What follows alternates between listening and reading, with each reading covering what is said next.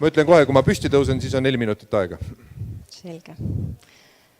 Tere ja kõigepealt te olete nii tublid, et olete suutnud siin nii pikalt istuda ja mõned teist suudavad veel järgmised pool tundi vastu pidada.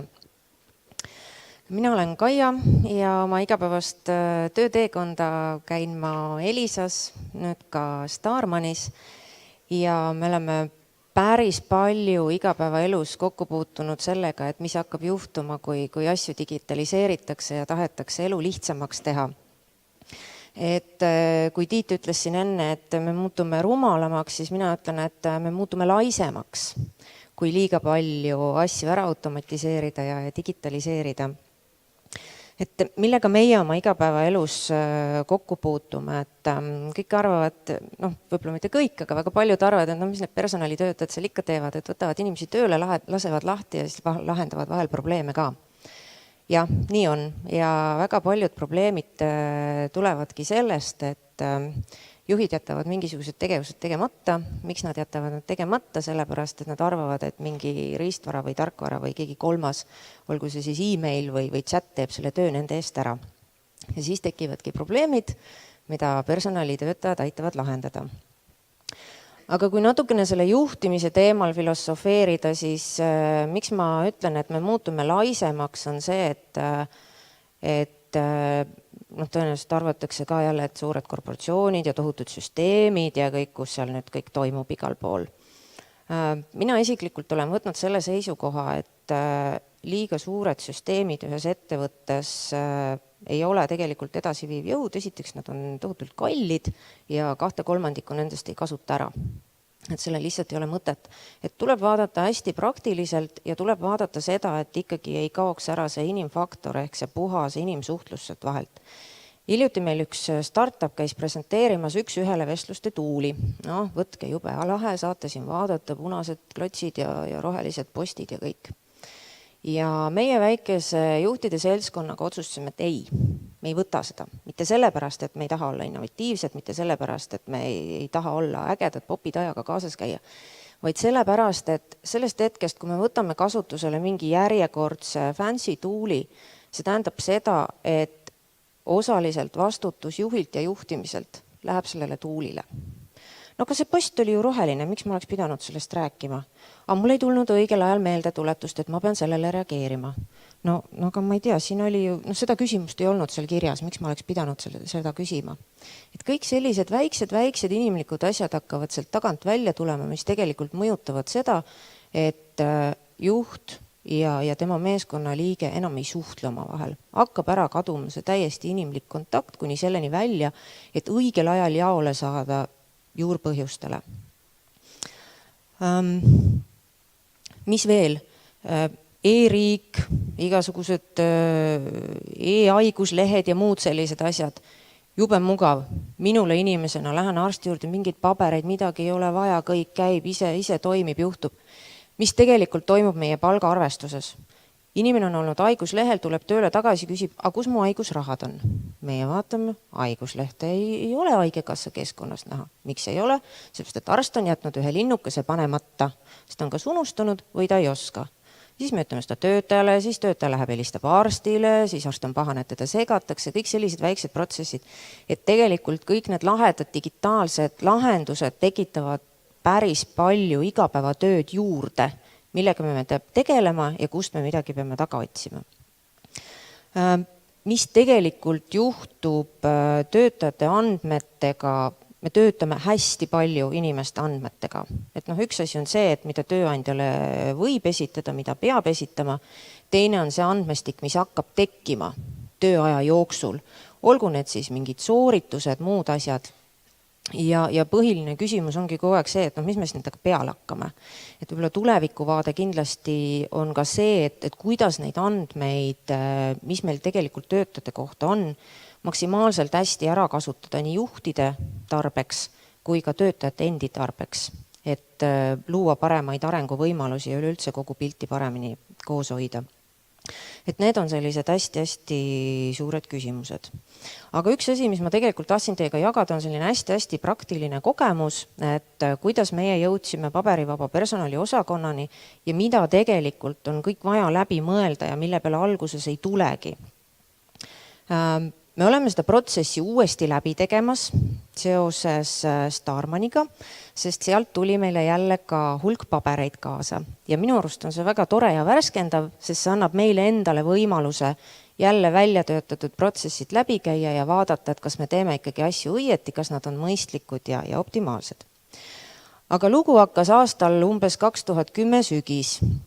Meie erakliendiüksuse juht Andrus Iiepuu läks novembrikuus puhkusele ja teda pidi asendama Sami Seppänen. Ja meil oli sisemine protsess, osaliselt tänaseni on nii, et üksuse juht peab allkirjastama kõik dokumendid, mille alusel midagi välja makstakse.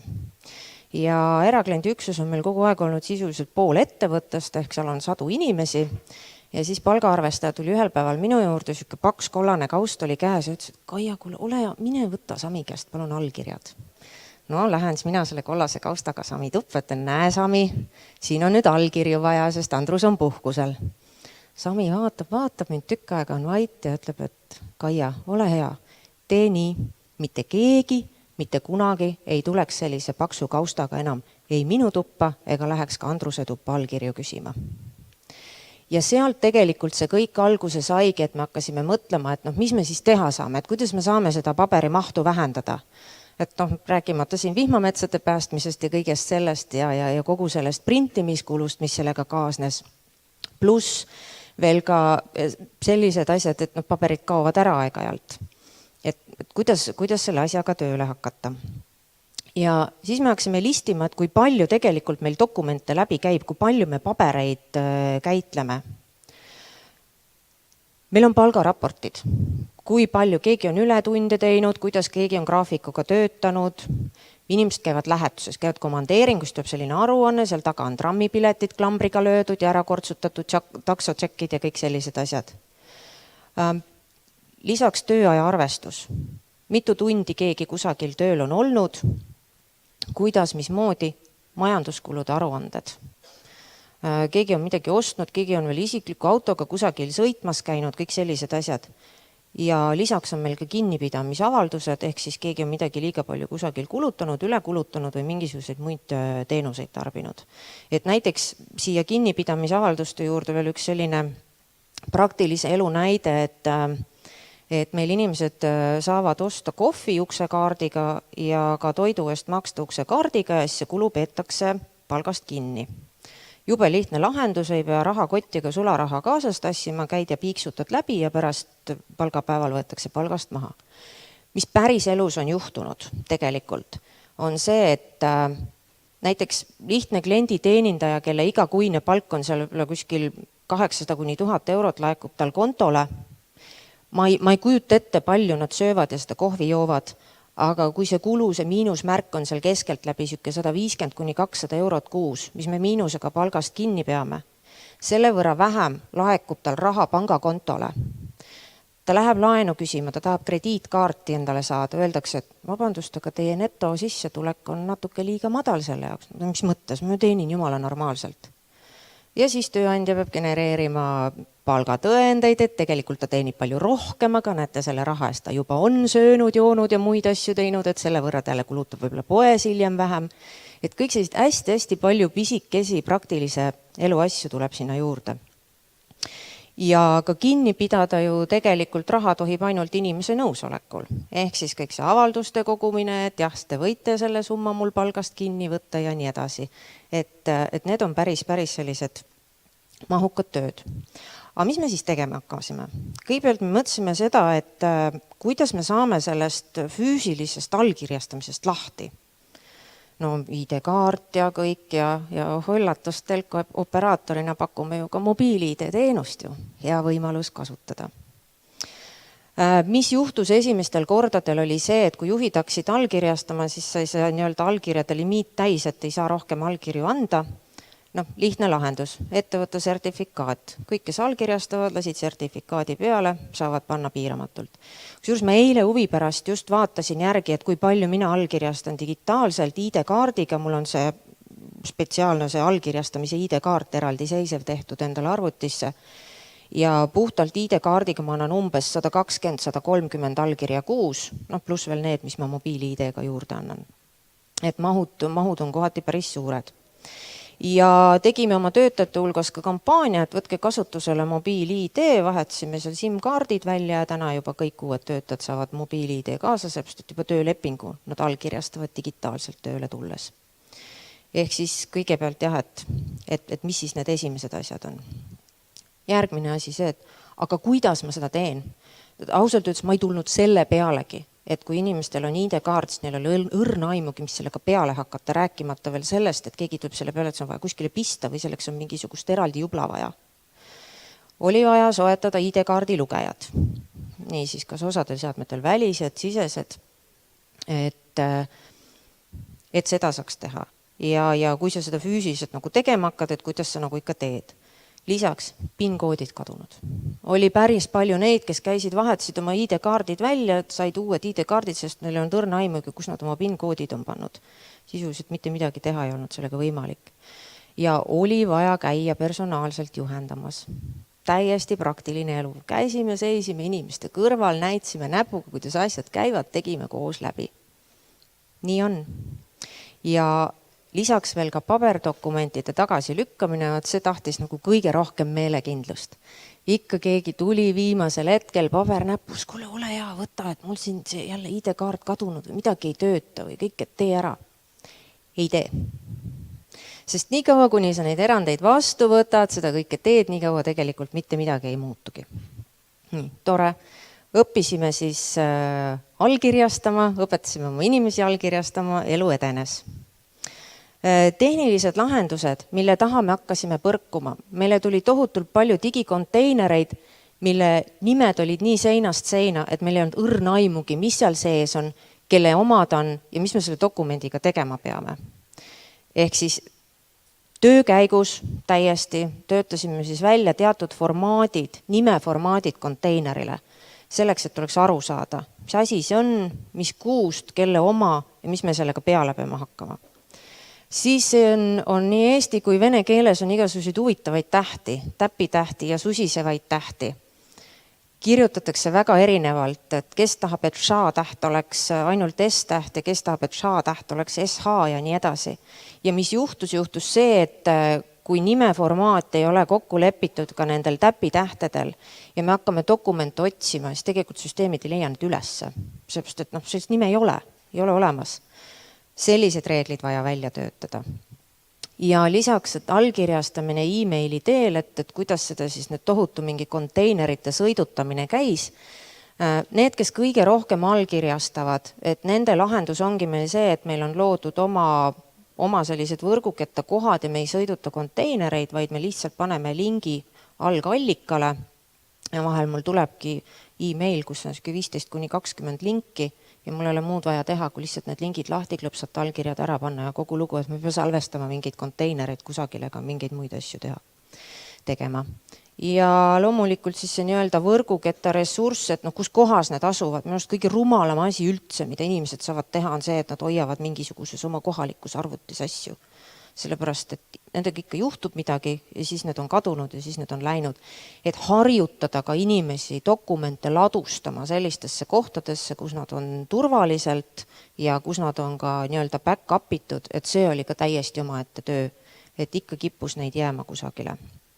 Ja lisaks ka digiarhiiv. Nende dokumentidega on pärast vaja midagi teha, et kui paberdokument enam ei teki, paberarhiivi midagi ei ole saata, on vaja arhiveerida ja digiarhiiviga siin ka küll vahepeal juba jõudis arhiivipakkuja ära kaduda ja pankrotti minna, mis seal kõik olid tehingud, aga kätte saime kõik need arhiivid, nii et meil on tegelikult personalidokumendid arhiveeritud meie kliendilepingute kõrvale, meil on 2 kontot, on kliendilepingute kontoks on kõik kliendilepingud ja siis on personalidokumentide konto ja juurdepääsud kõik on igatepidi piiratud, et ei saa sugugi kõik alati igale poole. Mis sellised kõige suuremad frustratsioonid meil olid? Vanamoodi on ju lihtsam alati, miks ma pean midagi teistmoodi tegema. Et kõige rohkem me põrkusimegi selle vastu, et inimestel oli ebamugav. Nad pidid otsima üles oma ID-kaardid, nad pidid õppima midagi teistmoodi tegema, mingid uued alusfailid tekkisid. Siis, mis veel oli huvitav asi, mis nende konteineritega hakkas tekkima, oli see, et näiteks kui üks juht kogus kokku oma 10 inimese dokumendid, siis pisteti need ühte konteinerisse ja siis veel omakorda koguti mingisugused konteinerid kokku ja pandi järgmisse. Veel palgaarvestaja luges ükskord kokku, ühe konteineri sees oli 7 alamkonteinerit. Et nagu kõik see lahti lappamine ja see arusaamine pluss veel see, et tegelikult allkirjad kaovad küljest ära ja kõik, et kuidas nagu saada lihtsalt ja loogiliselt see süsteem tööle ja teha nagu inimestele selgeks, et mismoodi neid asju hoida ja hallata ja edasi saata. Siis selline hästi huvitav, selline inimlik aspekt tuli ka, see oli nii tore, et palgaarvestaja istub mul seal nii õnnetu, seal need failid on tal kõik seal e-mailis ja mõtleb, mis mure sul siis on? Aga kui mul enne oli paber ees, mul oli joonlaud ja siis ma sisestasin need numbrid siia, aga kuidas ma siis Excelist need asjad nüüd siia siis saan? Et mis ma siis, et kas ma hakkan ükshaaval kopeerima või kuidas ma teen, siis ma pean käima seal täbiga neid ekraanipilte vahetama, tohutult ebamugav. Inimene oli nii frustreeritud, ma saan täiesti aru sellest.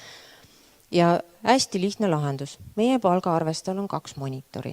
Ja siis ta saab siit vaadata ja siia sisestada ja teha kõiki täpselt asju. Hästi lihtne, sa ei tule selle peale, aga näed, inimese mure oli lahendatud. Ja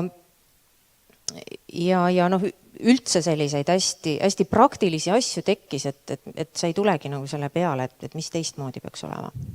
Aga mis toredat oli? Esiteks allkirjastaja asukohast sõltumatu dokumendi liikumine, et miks just see asukohast sõltumatu, miks ma selle välja tõin?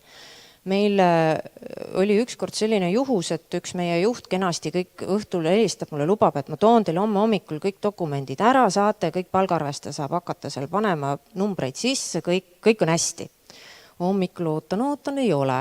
Helistan, et kus sa oled? Kuule, ma vaatasin siit kalendrist hommikul, ma pidin Soome sõitma, ma olen laevas. Küsin, aga kus palgadokumendid on? Need on mul siin portfellis, need on mul kaasas. Ja tegelikult juhtuski sellega, et me ei saanud õigeks ajaks inimestele palkasid välja arvutada, sellepärast alusdokumendid olid Soomes füüsiliselt. Jäime natuke hiljaks. Et tegelikult see asukohast sõltumatus on üli oluline ka tänasel päeval, et mobiil-ID-ga allkirjastades, et vahel, kui on mingid kiired asjad, just üligeniaalne lahendus, et mul kontoris tüdrukud panevad minu telefoninumbri isikukoodi sisse, ma võin praegu siin sellel samal hetkel dokumendi ära allkirjastada, on see tehtud ja lähme eluga edasi. Et ma ausalt öeldes ei kujuta enam täna elu ette ilma selleta. Lisaks, mida see võimaldab igasugused eeltäidetud põhjad, mis teevad inimestel elu lihtsamaks, et tegelikult ongi see, et me iga päev mõtleme, kuidas me töökeskkonnas saame võimalikult vähe sellist bürokraatiat rakendada, et inimesed ei peaks mingi paberimajanduse ja muu mudruga tegelema. Et kui ma isegi suudan 1 minuti päevas inimestel aega säästa sellepärast, et nad saavad midagi lihtsamini või kiiremini tehtud, siis see on minu jaoks juba töövõit. Ja selline hästi praktiline teema, et meil selline suur maja ja palju liikumist, et me kolime üsna tihti. Ja see dokumendi kappide vedamine ühelt korruselt teisele ja siis ühest toast teise ja kõik, see oli nagu ka töö oma ette.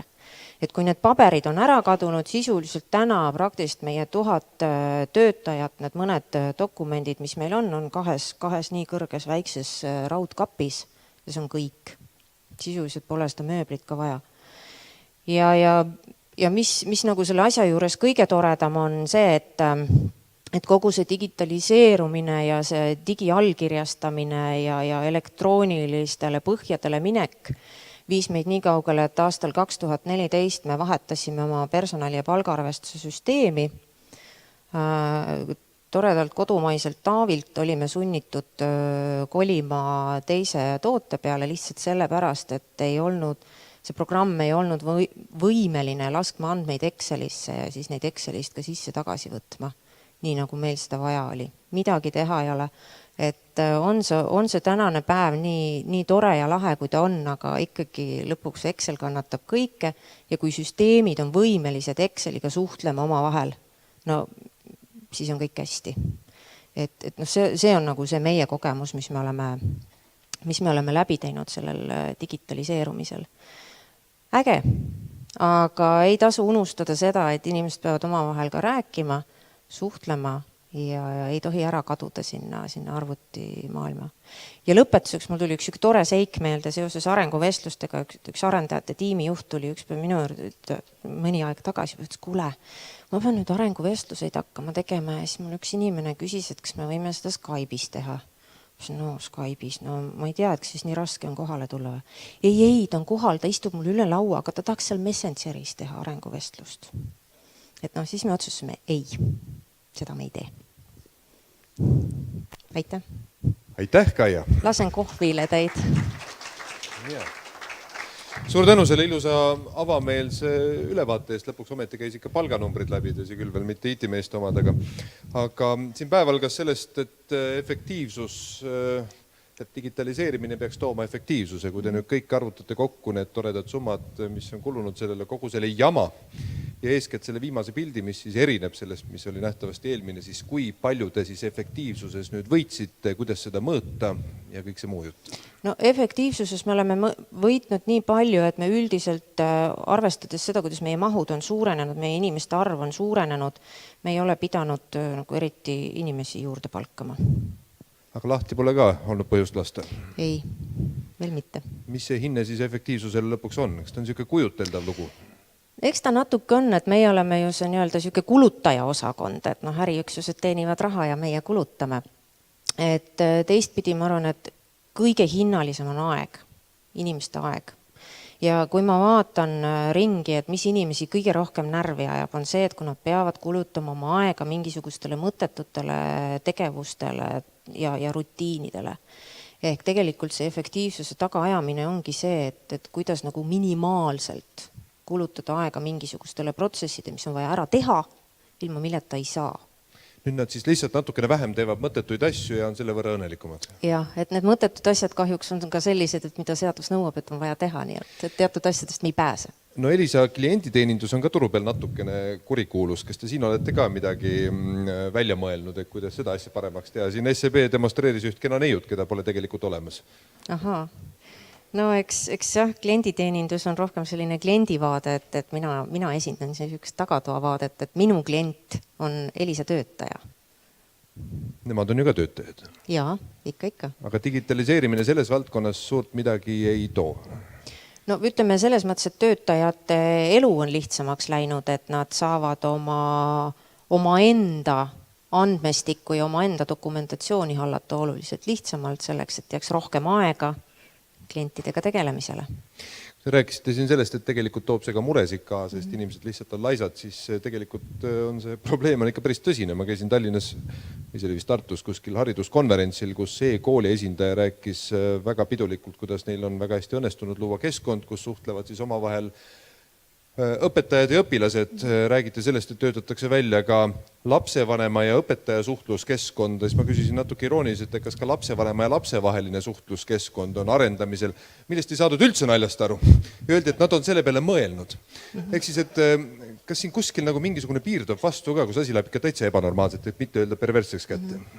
Mina arvan, et eks see piir tulebki nagu seal vastu, et täpselt need samad tööriistad igasugused, miks ka meie ütlesime ei sellele fansile üks-ühele vestluste keskkonnale, et see on nagu põhimõtteline otsus.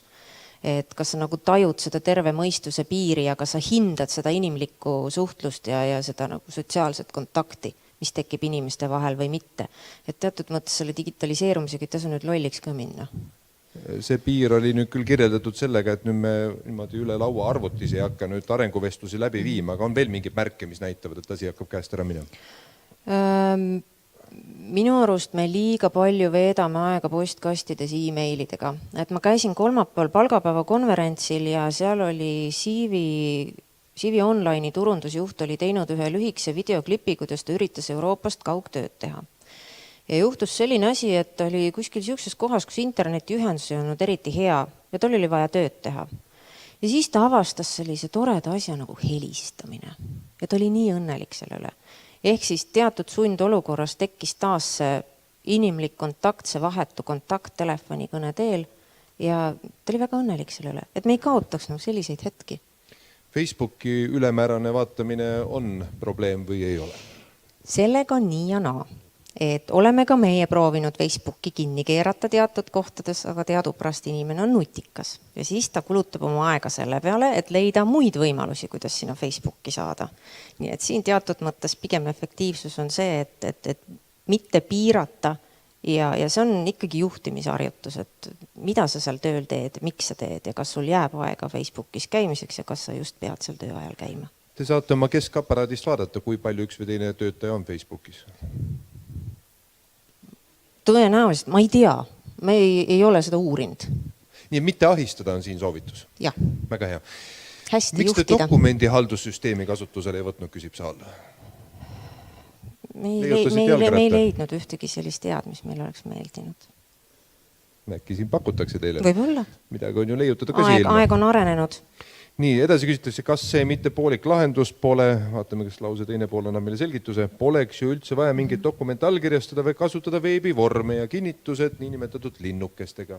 Ja, olen nõus, et eks ta natuke poolik ole, aga see, et see nii-öelda veebivorm jälle tekitada ja need linnutamised ja see on, jälle tahab mingisugust arendust, mingisugust uut süsteemi, mis ajab omakorda asjad jälle mammutlikumaks, et see on ka selline kahe otsa gaasi. Aga mõtleme järk-järgult teatud dokumentidega selle peale. Järgmine küsimus on ka väga arukas. Kui me sõidame bussiga, siis me saame pileti, eks ole. Selleks, et digitaliseerida, tuleb veel üks toiming teha täiendavalt, see tuleb digitaliseerida. Küsitaksegi, kuidas digitaliseerite kulutšekke või mis on kõige mõistlikum vältimaks printimist, kinnitamist ja skaneerimist arhiivi? Kulutšekkidega on niimoodi, et need kas skaneeritakse sisse või mina isiklikult alati, kui mingi tšekk tekib, esimene asi, ma teen telefoniga pildi, siis panen selle kusagile valmis ja need samad pildid või sisse skännitud dokumendid on meil siis aruannetel juures ja keegi ei näe vajadust neid kuidagi rohkem paberkandjal käsitleda. Palju te pabereid on veel? Pabereid? Jah. On midagi kolida veel või ei ole? Ega eriti suurt midagi ei ole, jah. Kõik on kuskil pilves? Enam vähem.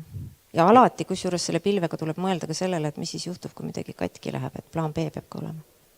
Meil ei ole juhtunud? Suuri asju mitte. Nii, kas on saalil veel küsimusi? Neid küsimusi ei paista praegu olevat. Suur tänu meie ainsale daamile siin lava peal. Head kohvipausi.